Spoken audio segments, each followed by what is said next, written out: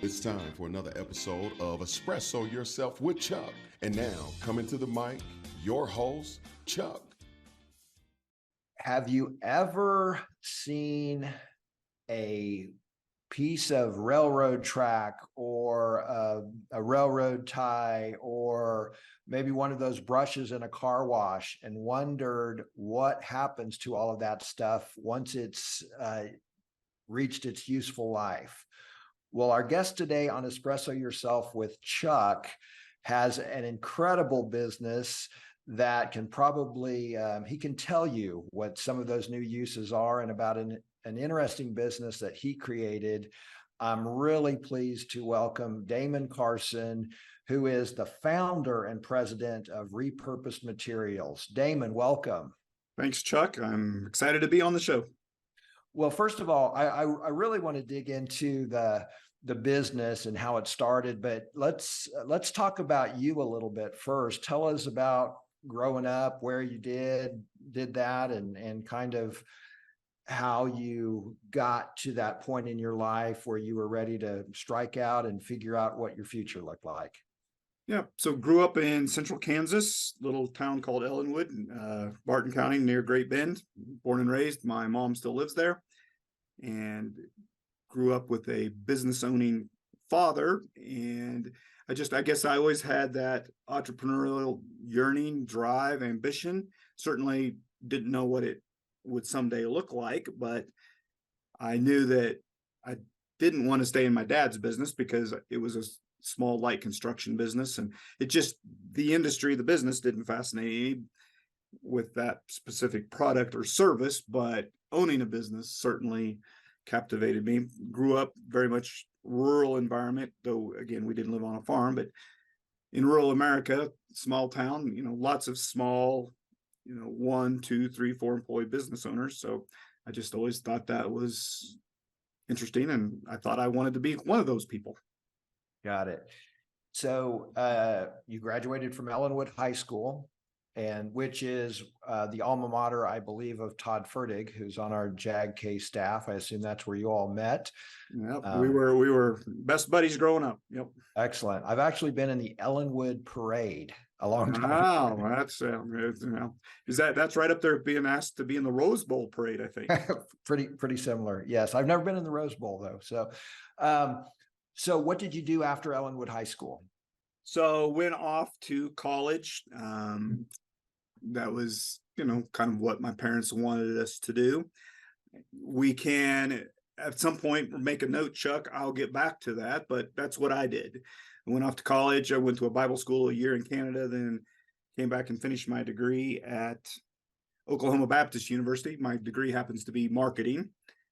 And it was at that point where I didn't know what the heck to do. You got this piece of paper, you want to be a business owner, but I think it was, looking back, it's one of the scariest times in life. And it was actually Todd Fertig, who you just referenced. He said, "Hey, Damon, if you're not doing anything, let's go to Vail, Colorado, ski resort, and be ski bums for a winter." So that's what I did right after college. And I would say that has nearly zero to do with starting a business. Although if you ask some more questions, there's a progression. Well, let's talk about that. After you received your degree from OBU, the Bison, I believe. Wow. Yeah, absolutely. I visited a few times, had good friends that attended. So you went to be a ski bum, still wanting to start a business. Apparently you didn't start a ski business, or maybe you did. So what happened that got you to starting the business that you have? And we want to talk more about that, but what transpired between being a ski bum and starting your first business? Did you have some other jobs? Did something come up in your life that took you down another path that you had to kind of go back and get on a different path? Tell us about that journey. So yeah, a couple of things were real formative in that age 22 to 25 time frame. One of them was, I think one of the hardest things is I want to own a business, but what business? I mean, I think I'm always jealous of people college that I went to school to be a nurse. Well, guess what the career track is? You become a nurse. I went to college to be an architect. Guess what the career path is? You become an architect. If you want to be an entrepreneur, a business owner, that narrows it down, but not really. Do I want to own a bicycle store? Do I want to be a roofer? Do I want to on and on and on? And so that was part of the dilemma. One of the things that I think is I would encourage any would-be entrepreneur. It's funny, I'm speaking next week at Tabor College there in Kansas. They've asked me to come in for Business Week to be a speaker. And one of my pieces of advice is going to be, I think, how can you practice being an entrepreneur? How can you practice, kind of stick your toe in the water? One of the things I did it, I now look back with retrospect on probably the wisdom in it, but I would say one of them is take a straight commission sales job. And you are going to learn real quick, if you have any business savvy, if you can learn to deal with very erratic income, because some weeks you sell a lot and some weeks you sell nothing. And so I think that's a good practice. So that was my first real job in the ski resorts, is I actually was selling on straight commission kitchen cabinets to the building industry. If I sold something, I made money, and some paychecks came with a big old fat zero on them because you didn't sell anything that week. So, and I've got some other ideas, but how can you dabble? How can you practice? How can you stick your toe in the water? So that was actually my first real job. And I think that was, in hindsight, it was great practice. Do I really have chops to be a business owner? Well, and so obviously sales is, especially straight commission, you eat what you catch, I guess. And, but how did that, certainly I would think motivation, but as far as learning how to run a business, what did that teach you? Or is that a lesson you learned in the next job? And was there a next job before you started your own company? There was, and what I will tell you is I absolutely failed at my straight commission sales job. So I quit after 9 months. I was broke and I wasn't making any money. And I remember thinking, oh my gosh, I went to college to be a business owner. Hopefully, here's my first real sales job. And I met with lack of success. And I mean, I was defeated from a business career perspective, thinking, oh, maybe the business world isn't for me. I didn't do it. My mother at the time gave me some very good wisdom. She said, Damon, just go get a manual labor job and just go swing a hammer. So I went and framed houses for, a few months just to clear my head. And what was interesting about it is, so in the midst of that failure, it took me a few weeks, a few months, but the fire came back. It was just a flicker, but then it started burning hotter and hotter. And I learned that I had a real passion for business. One of the things that I learned was I needed to buy an existing business that had existing cash flow, had existing customers, because in my sales job, I was giving a territory and no leads. You just have to start from scratch. And that was very hard for me emotionally. It's just very hard. So I thought, well, I narrowed the world down. Instead of doing a startup, I need to look for a business to acquire. So that was one of the big takeaways from my little practice of selling kitchen cabinets. And what was that business? So in the ski resorts, I was intelligent enough to know there were big things happening. The economy was booming. This was the late 1990s. So there's two industries in the ski resort. There's the actual recreation business, and then there's the real estate, buying and building apartments, leasing apartments. And so those are the two big industries. And funny enough, that framing job, I ended up being an assistant superintendent on a job. The whole time wanting to be a business owner, I read 2 books. I say I could have saved 4 years and countless thousands of dollars by reading those 2, $12 books instead of all I did. So that would be my plug for, if you have entrepreneurial aspirations, I would think very seriously about not going to college. Now, I will not say that at Tabor next week, but yeah, I think it was unnecessary. And so I read a book about Warren Buffett, and I read a book about how to buy real estate with no money down. Now, I don't advocate necessarily buying real estate with no money down, but I learned more in those two books and synthesizing those two books than I did in 4 years of business school. Oh, this is how you do it. Oh, it's just like the curtains parted and I could see, oh, this is how it's supposed to line out.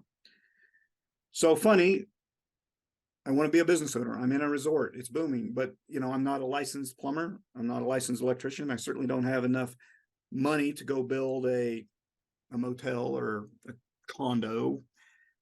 And as PG-13 as this is, I was literally in our portable toilet on our job site, the portable toilet.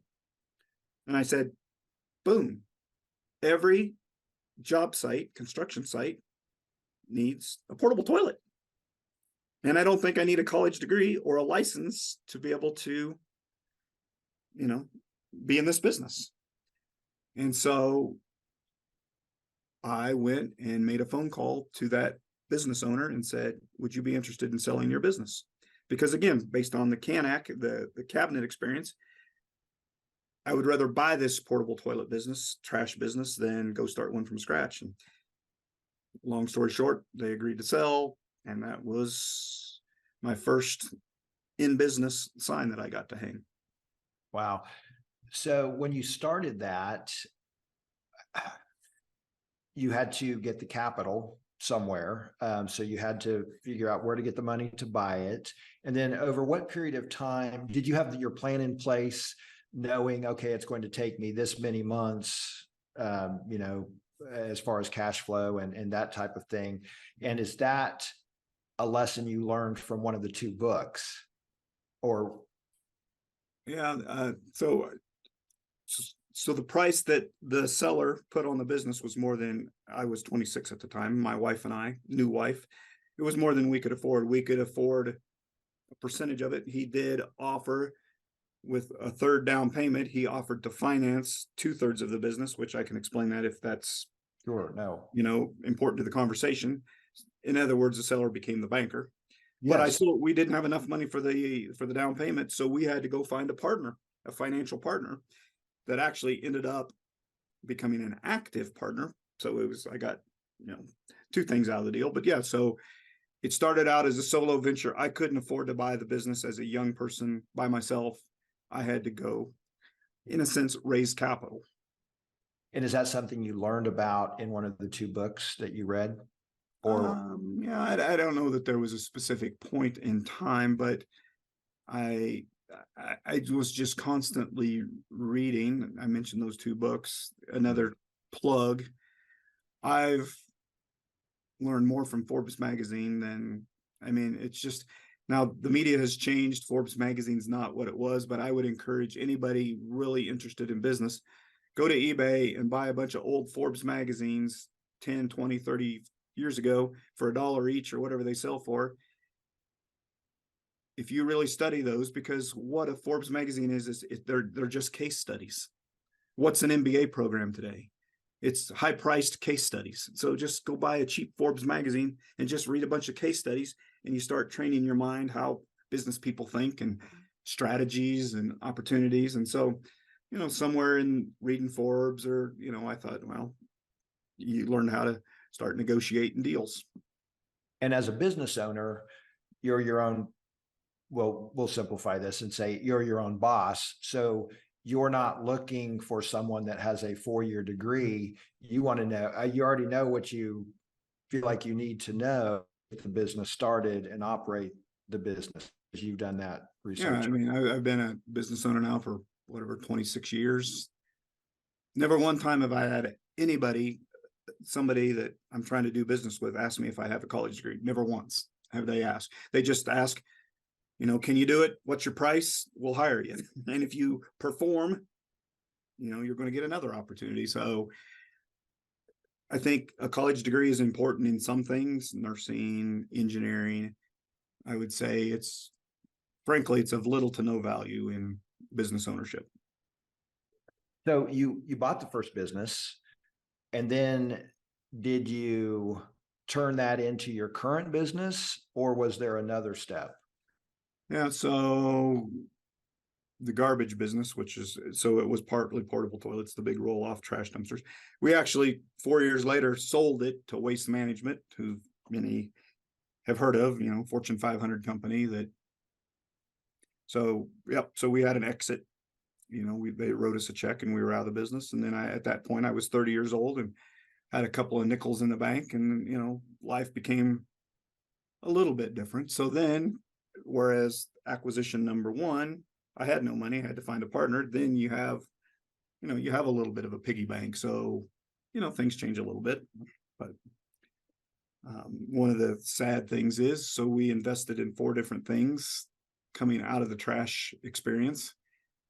And my 30s decade was a desert. I mean, everything we invested in, all 4 of those, either stayed even or lost money. So here we kind of did really well with the trash business, and then the next 4 things. And one of our accountant at the time, he was an old savvy guy, probably in his 70s. He just said, Damon, you're in a very dangerous spot. You think you know it all because you did well on round 1. And I think looking back, that was really healthy advice, because I got sobered up real fast in my 30s, because finding, buying, and running a successful business, America is built on capitalism. It's built on competition. On the NFL on Sunday, there's 32 teams playing 16 games. Half the teams lose every Sunday. And, that's kind of the way business is. So the decade of the 30s, not as good, although you may have learned some lessons. How did you start Repurposed Materials? How did that all come about? Where was the idea? So I joke, my Reese's moment where the chocolate meets the peanut butter. So what I've already described, the waste business, was my chocolate. That was going to the landfill every day, opening up the trash truck, and out slides a lot of stuff that shouldn't be going in the trash. That's where I learned that America, the land of abundance, is just extremely wasteful. And that was very sobering. So that's the chocolate. Then by personality, I'm cheap, I'm tight, I'm frugal. I have what I call the used mentality. So, brief description, the used mentality: if you want a bicycle to bike around the lake, most people go to Amazon, they go to a bike store, they go to Walmart and buy a brand new bicycle. People with my personality, the used economy, they go to Facebook Marketplace, they go to Craigslist and or a garage sale and look for a used bicycle to bike around the lake. So that's the Reese's, or excuse me, that's the peanut butter. So the collision of the chocolate and the peanut butter was, I had a guy, unrelated business, was one of the 4s that lost money. In fact, this was the business that lost the most money. We had a high-end airbrusher painter, and he was walking out one day, and he just casually said, "Hey, Damon, if you ever get a chance to buy an old advertising billboard vinyl," the billboard vinyls are what's on the sides of the highways that advertise Budweiser, Chevrolet, Coca-Cola. He said, when they're done with them, it's a printed picture, yes, but it's just a big piece of waterproof vinyl. They make a great drop cloth for painting. That was the Reese's moment. My waste, knowing about the waste of America, my used mentality, I was like, oh my goodness. So now, the eureka moment, the Reese's moment, whatever you want to say. So I made 3 phone calls, as I recall, and I found 20 used billboards for sale. I do remember I paid $7 each. So I started Repurposed Materials with $140, a very, very different startup capital than when we bought the trash business. Probably half your students have $50 in the bank. So they're halfway to starting Repurposed Materials. So just to start a business doesn't require huge amounts of capital, depending on what you do. But I had no grand vision that this would become. I call it, my NBA word is entrepreneurial screwing around. I thought, can I buy these 20 billboards, $7 each? I put them on Craigslist for $50 each. And they started selling. And I was like, oh, wow, this is kind of fun. This is kind of cool. At best, at that moment, I was like, oh, this could be a fun little side hustle. And I bring home, we weren't incorporated. We didn't have a business name. I mean, nothing of that. It was just, in essence, starting it out of your garage, even though I started out of a warehouse that was a different business that we owned. And then one product led to conveyor belting that, and pretty soon it was probably, so that was the billboards were September of 2010, January of 2011. So whatever that is, 4 months later, I hired my first part-time employee. And then it's just, and I think this was a startup. I mean, I started from scratch. The trash business was an acquisition where I bought an existing business. Two very different ways to enter the business world. But yeah, a startup, you a lot of times don't have to have much capital, because you only have to have enough capital to produce your first widget that you sell, and then, kind of reinvest. But there's also more risk in a startup. So anyway, I'll let you ask more questions instead of just talking.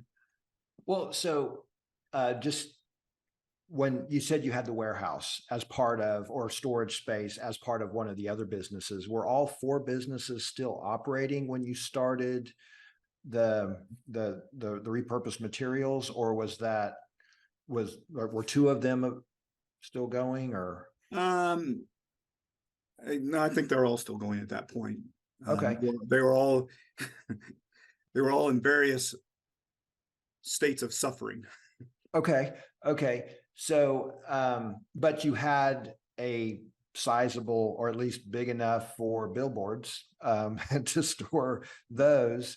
At what point did this become more than a side hustle? Because you saw some other things that had after use value. Did you just ultimately shut down the other 4 businesses and then focus on this one? And then I want to talk a lot more about the current business and what you're doing. Because we're kind of sure. I mean, so eventually, when we realized that I use a horse racing, when I realized that, so the trash business was a thoroughbred. When I realized that repurposed materials was also a thoroughbred, then we got rid of our Shetland ponies, which were the 4 businesses that we owned. You're not going to win the Kentucky Derby riding a Shetland pony. Got it. Were you able to keep, there was an asset, at least with one of the businesses with the warehouse. Were you able to in any way use assets from those other 4 businesses to help grow repurposed materials? Yeah, no, they were unrelated enough that no. Okay. I mean, other than the building. Yeah. Okay. So you saw that you had a thoroughbred with this new startup. How many? So just to explain a little bit more what you do, like the billboards, they had another use after their life as a billboard. And can you tell us some of the other things early on that you discovered that had a market, like people would use these things for a different purpose than originally intended? So you were close in the very intro. You talked about the brushes from a car wash. That's in fact inaccurate. They were brushes from street sweepers. Street sweepers, yes. But that was one that the spring of 11. A woman calls and says, "Hey, do you ever get old street sweeper brushes?" I was like, "No, why would I want? Why, what would you do with that?" And they said, "Oh, they make great back scratchers for livestock."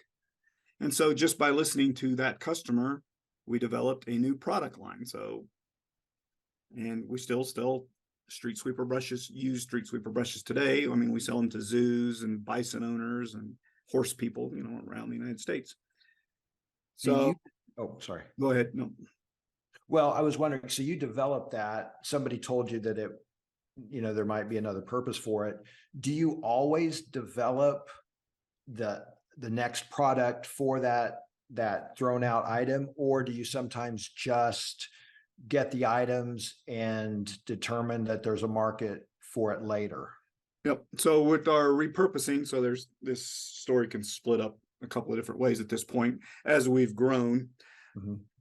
But with repurposing, so our model still is today, is we look for materials that are generic, versatile, and adaptable. Generic, versatile, and adaptable, meaning they can get used in multiple ways. So if we find a waste material that is those three words, generic, versatile, and adaptable, we will gamble on it. And we will make a deal for it. We'll bring it to one of our 6 warehouses across the country, and then we will start broadcasting and telling multiple industries across the nation, hey, we've got this interesting generic, versatile, adaptable material. What's interesting is we never know, is it going to be the cranberry farmer in Wisconsin, the copper miner in Arizona, or the golf course superintendent in Florida, who's ultimately going to raise their hand and say, hey, I can use that widget from whatever industry. So I think that's a misconception, that think we come up with all these great ideas before we, no, in fact, we don't. We gamble on materials that are generic, versatile, adaptable. And, certainly over time, we've gotten more and more and more confidence that, if it's a generic, versatile, adaptable and you price it right, sometimes it takes a while to dial in the pricing. At what point will somebody in some other industry buy this? But if it's generic, versatile, adaptable, you can rehome it over time. And your first location was in Colorado.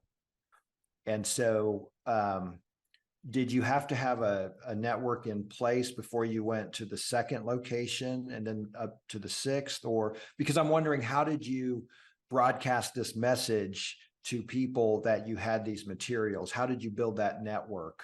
How did that all happen? Is there a natural network somewhere? Well, so, it's called advertising, whether you advertise in the Denver Post or on Craigslist. I mean, there's lots of ways to spend money on that. Well, there's too many ways to spend money on advertising, but, it's just building a brand, building awareness for, hey, it's no different than the kid in the lemonade stand. You don't put the lemonade stand in the backyard because there's going to be no drive-by property. You got to put the lemonade stand out on the curb where people are driving by. I mean, that's marketing. Sure. No, I just wondered if you've got a bunch of old conveyor belts, like, how do you know who to advertise to? Or is it just a broad, like, yeah, well, if it's generic, you just tell a bunch of people and just tell a bunch of different industries, put an ad on Facebook Marketplace, Craigslist. This is what we have, and people browsing looking for a deal. Well, yeah. What has been the most unique material or object that you have found, and what was the most unique repurposed object or material? Well, right now I am working on a deal that may be the most crazy waste stream we've ever said yes to. In fact, we're probably picking up the first truckload next week. We had a company in the death care industry reach out to us, the death care industry, like dead bodies. Mm-hmm. And they have 10,000 quantity, 10,000. They call them liners, but basically it's a polyurethane crate that you put a dead body in, you put it in the mausoleum, and that's what the dead body rests in for the next 300 years. Well, they over-ordered. They have 80 truckloads of these. And so, but looking on them, I think they're generic, versatile, and adaptable. We're probably not going to sell them to the death care industry. So we might be on one of the most interesting ones we've ever taken on right now while we're taping this interview. And if we do a follow-up next spring, I might tell you, don't ever buy these because they, you can't rehome them, or we might say, oh my gosh, who knew? There's a great market for these. Wow. So that's could be one of the craziest ones we've done, because so much of the crazy is the backstory. One of my most fun ones, I think it's really simple. It's concrete. So this is multiple years ago. We Comcast cable provider reached out and said, we got a bunch of these concrete pads 4-inch thick, 4 foot by 4 foot concrete pads. What we do with these is we take them out into the subdivision where the houses are, and we drill holes in it. We put this is pre-streaming, so I guess that's important for people to understand. And we'll put our electronics equipment on it, and then we'll run wires out to each individual house to provide cable television, ESPN, CNN, Fox News, etc. For whatever reason, they were done with these concrete pads. As I recall, it was like 2 semi-loads. So we brought them in. I was thinking, generic versatile adaptables. Somebody will be able to figure out what to do with these. That one did not take very long. Seemed like it was within a month, a trucking company, a motor freight trucking company reaches out and says, we'll buy them all. I said, great, sign the paperwork. Of course, my next question is, what in the world is a trucking company going to do with a bunch of 4-inch thick? They probably weighed 1,000 pounds a piece. Wow. I mean, I was just like, and it's funny because we ship all the time. So I'm, somewhat familiar with the trucking business. I was like, what are you going to do with these? He said, well, and this happened to be a Denver buyer. He said, well, we have a problem. On windy days, when we have not much freight in the truck going to Wyoming, our trucks blow over. He said, so I want to buy this concrete. So when I have a half full load and the wind's blowing 40 miles an hour in Wyoming, I want to load my truck half full of concrete to be heavy so the truck doesn't blow over. I mean, it was a mind blow. I mean, it's just like, how brilliant is that? But one of the things I say about repurposing is I know trucking somewhat well, but I would have never thought about you need ballast or weight in a truck to keep it from blowing over. But when he saw that thing that was generic versatile adaptable, it was a solution for him. Wow. And so that was probably one of my more fascinating before and afters. The more interesting waste streams is, as I said, I don't know what we're even going to call them, these crypt vaults. I don't know what we're going to call them that are, I don't know what's going to happen, but it's crazy. And hopefully that will be a great success story. What is something that didn't work out very well, that maybe you got 4 semi-loads of something and it just, and maybe there hasn't been, maybe they've all turned into successes. Well, fortunately, way more successes than failures. You have one thing just on this business specifically, you have to be good at saying no, choosing what, or the opposite of that, being very careful about what you say yes to. There's many things that, we did rehome what we got, but we would not say yes to them again. Here's one, easy one. Meets all the criteria, the generic, versatile, adaptable, lots of it across America. Escalator handrails, the rubber things you hold on to at the airports, at the shopping malls. That's a wear part, so they get replaced. I mean, there's miles and miles and miles of escalator handrailing getting landfilled every year. So that's one that we haven't been able to solve that one. I mean, we can incremental. I mean, I don't have any in inventory, but if Dallas Fort Worth Airport or LaGuardia or LAX calls and says, hey, I got half a semi-load of escalator handrail, I'd probably say, no, thank you, because we've not cracked that nut. Got it. And where are your other locations? You mentioned a few, but Colorado, Texas, where else? Yeah, left to right, Arizona, Colorado, Texas, Iowa, Ohio, South Carolina. Okay. Is there any reason you chose those states? Well, not the states specifically, but the regions, absolutely. If you put pins on a map, we're within, if you draw a 400-mile circle, which is about a day's truck drive, I mean, we are within a day's truck drive of the majority of the United States. So if somebody calls with stuff in LA, it goes to, or Arizona. If somebody calls from Boston, it goes to Ohio. Minneapolis, it goes to Iowa, etc. Right. And when did you officially start the business? Well, that's a good question. So was it the first product I sold? Was it the first employee I hired? Was it when we registered as a corporation? Let's go with first employee you hired. It was January, 4 months later. I hired a stay-home mom, part-time to post Craigslist ads. And remind me what year that was. That was January of 2011. 2011. Okay. And so now, 12 years later, how many employees do you have? So, I mean, I'll tell you, I mean, low 20s. Approximately. Yeah, low 20s. It's interesting. People hear about 6 locations and they think, oh my gosh, you must have. But it's not a labor intensive business like the craft. Like, yeah, exactly. What do they say? My favorite type of labor is volunteers. But like the Crips, a great example. We'll unload them and then they're going to sit there. I mean, it's just not an employee intensive business. It's a real estate intensive business because they've got to sit there, or you got to have property to let them sit there. And then somebody's going to order 20 of them. That employee goes back out, gets on the forklift, loads 20, and then they go back to, so it's not an employee intensive business, which is, as you said, not all bad. Right. What's the biggest challenge? Well, so in our business, you got supply and demand.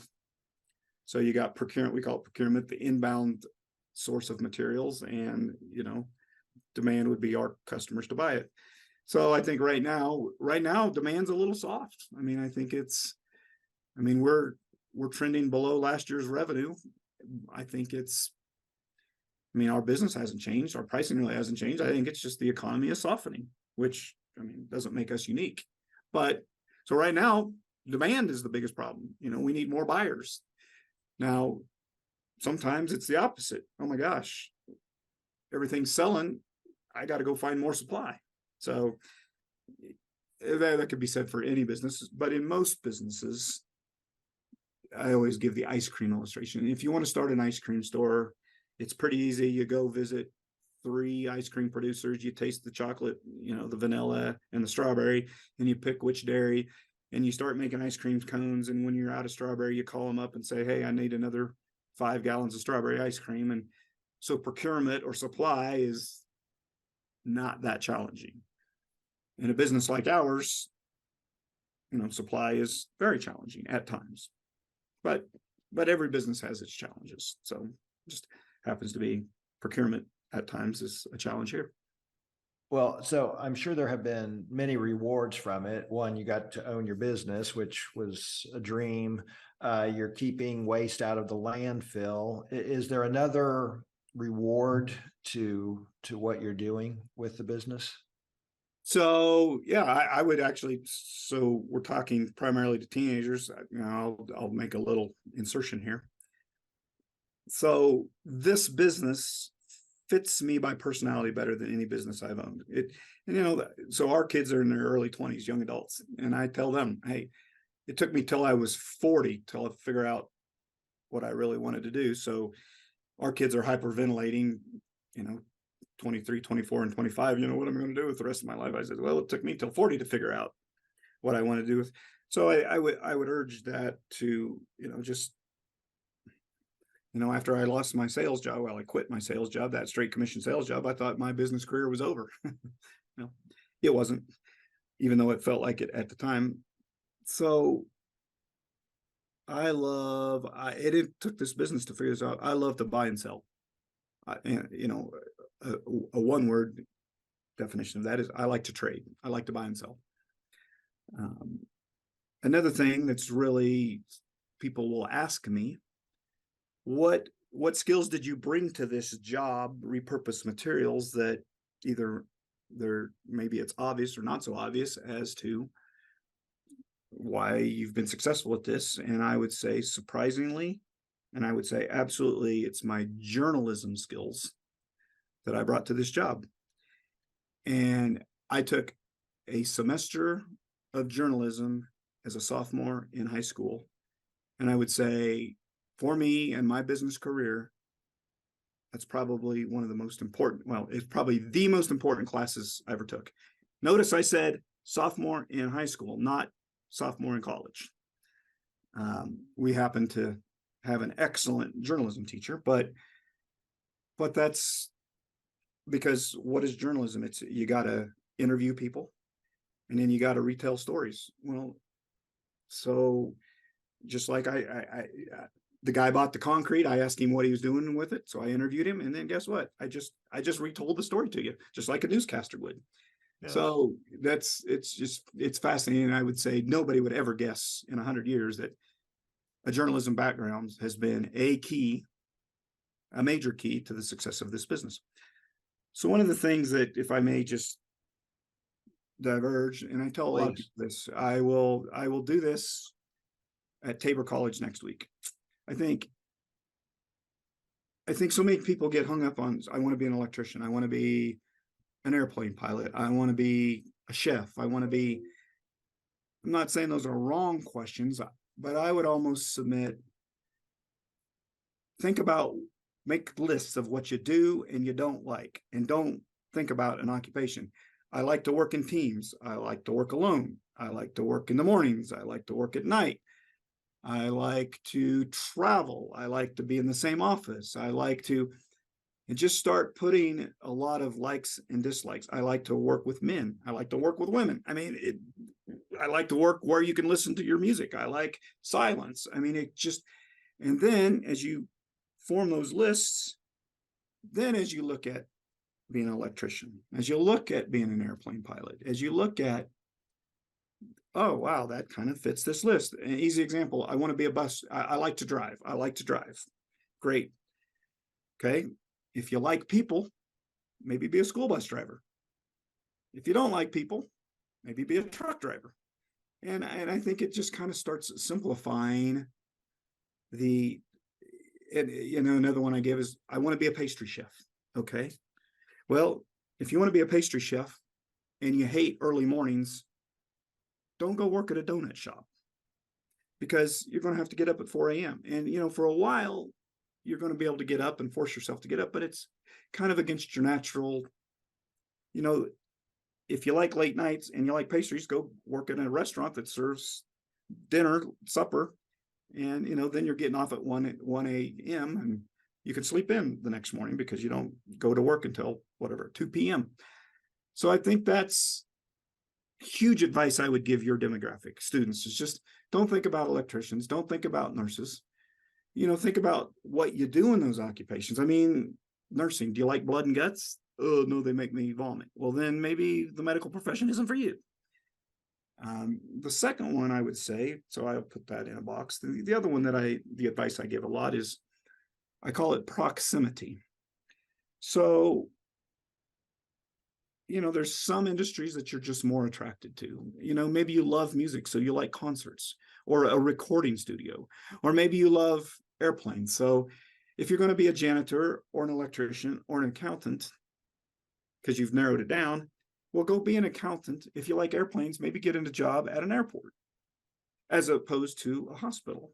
If you really like sports, maybe go be an accountant for an athletic team. And so I've heard it, this is not my phrase, but the proximity principle, because if you're an accountant in an airport, you're going to learn a lot about airports. You might learn that, gosh, there's a better job at the airport than even accounting, but you would have never known about that other job if you would have been working at a hospital. So I think as young people, and I think, okay, here's one. So you want to get it. So you're 16 and, the only jobs you can get are cafeteria, food service jobs. Well, if you kind of think you like medical, instead of going to Wendy's, maybe try to get a job at food service at the hospital. So again, you're still flipping a hamburger, serving a hamburger, but you're going to be talking to doctors and nurses all day long, and you're going to get more exposure to a field you want. Or if you like auto racing, go flip hamburgers at the racetrack. And I think those are be the two kind of buckets that I would say. I mean, I think you can really start helping yourself, and times will change. And you might think you like early mornings, and you work an early morning job, and you learn that I don't like that. I've heard it said that your 20s are all about learning what you don't want to do for the rest of your life. So I kind of chased and went off on a tangent, but those are the two big things that I would suggest, that when you're 16, 17, I mean, frankly, my dad's job was blue collar, manual labor, swinging a hammer. I learned I didn't want to be a manual laborer. That's something very valuable that I learned as a teenager. Yes, no, those are two great pieces of advice. We appreciate your time today. To kind of wrap up, what do you do for fun? Well, it's a little bit sad, but I already kind of said it. I mean, I like to buy and sell, and I like to buy and sell more than I like to play golf, more than I like to fish. So a lot of weekends you'll find me working, and a lot of people think that's just objectionable, but if I'd rather work than do woodworking project, is that bad? I don't know. I mean, I like sports. I play spike ball now, pickleball. I used to play basketball a lot, but I'm one of the fortunate ones. I thoroughly enjoy my occupation. So a lot of evenings I just go back home, I turn on my computer, because I told you, I confessed, I like to buy and sell things. So I'm on eBay, I'm on an auction site trying to find something to buy. I think that's what everyone should be looking for. The job that's not a job, right? Most people aren't lucky enough to do that, but That's a passion. I do count my blessings in that area. Well, Damon, thank you so much for sharing your story. We'll put your website up so people can see some of the unique repurposed materials that you've developed, and really appreciate the advice. You gave a lot of excellent advice for our students. Is there anything we didn't cover that either you're going to share, and we don't want to take your whole Tabor speech, but anything else that I didn't ask that you wanted to share? I think you've already provided us with a lot of wisdom. Well, no, it's been a good rehearsal of what I'm going to have to, I'm going to be staring at 75 students while I do it. And now I'm just staring at you, Chuck. Yes. And I'm sorry you had to do that. No, I think I think it's been a very well-rounded conversations. Maybe we have a round 2 in 6 months. Sounds good. But yes, yeah, I want to find out what happens to those liners. Yeah, it could be a great failure story, or it could be a great success. I have no idea how to project at this point. Well, thanks. And thank you for joining us for Espresso Yourself with Chuck. Thanks, Chuck. Thanks for watching Espresso Yourself with Chuck. I hope you enjoyed it, and I hope you will subscribe to the channel and also check out all the videos on our Jobs for America's Graduates Kansas YouTube site.